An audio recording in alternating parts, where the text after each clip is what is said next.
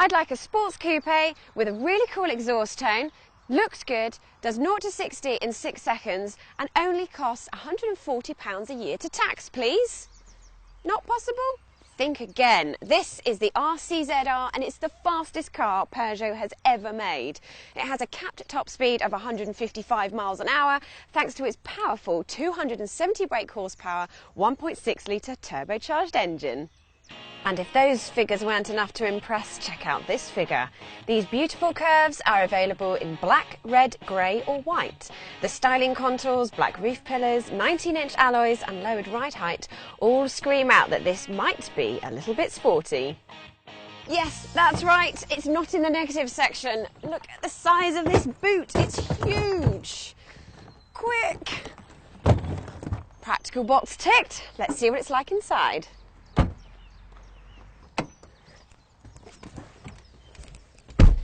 These sports seats, leather steering wheel, door trim, red stitching and metal gear knob all replace the standard features of the RCZ.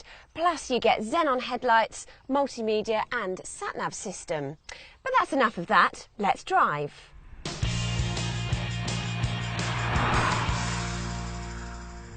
You can feel that Peugeot is really making a sporty comeback when it comes to performance cars.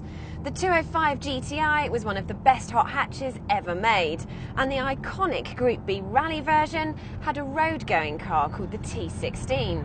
Peugeot Sport, the French car maker's motorsport division, was responsible for that car. It's also responsible for this, with a view for the R models to become as popular as BMW's M cars. And from the way this one drives, I'm really looking forward to what other R models are released. The engine fitted to this car is the most powerful 1.6 litre in any road car. It feels like it too. The acceleration is manic and is more than powerful enough to rustle the feathers of the German coupes such as the Audi TT and Volkswagen Scirocco. It's also better on fuel. This R version achieves over 40 miles to the gallon, and with CO2 emissions of just 145 grams per kilometre, it's cheaper to tax as well. What's more, with this sports exhaust, it sounds just as good.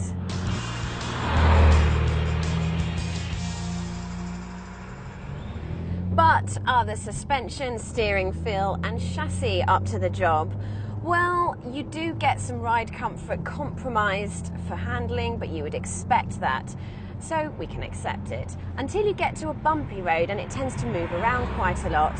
On any road surface, although it turns in well, it doesn't feel quite as sharp as a Nissan 370Z Nismo, and you don't get the lovely push through the bends that you get with the rear-wheel drive Nissan. However, for front-wheel drive, it is pretty impressive. Not only is this the R, it's also undergone a facelift with a redesigned grille, but there are no changes to this obtrusive A-pillar and the small window of sight in between the sat-nav and the enormous rear-view mirror. And as Matt quite rightly pointed out in his review of the pre-facelift non-R version, the ideal body dimensions are ones of an orangutan. You need really long arms and short legs to reach the radio controls. I sit quite closely to the steering wheel and even I'm struggling.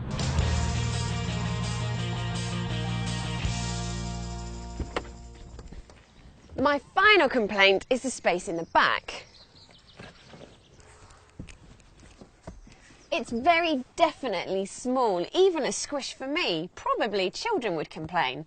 A BMW 4 Series is better in this department. These are minor moans. All in all, this Peugeot has really opened some eyes in the sports coupe market. Not only is it the most powerful 1.6 litre road engine in the world, it's also incredibly good looking, fun to drive and relatively cheap to run. But before you sign on the dotted line, why not check out the video of one of our favourite front-wheel drive sports coupes, the Volkswagen Scirocco R here, and the brilliant BMW 4 Series here. And don't forget to subscribe to our Car Buyer channel by clicking here.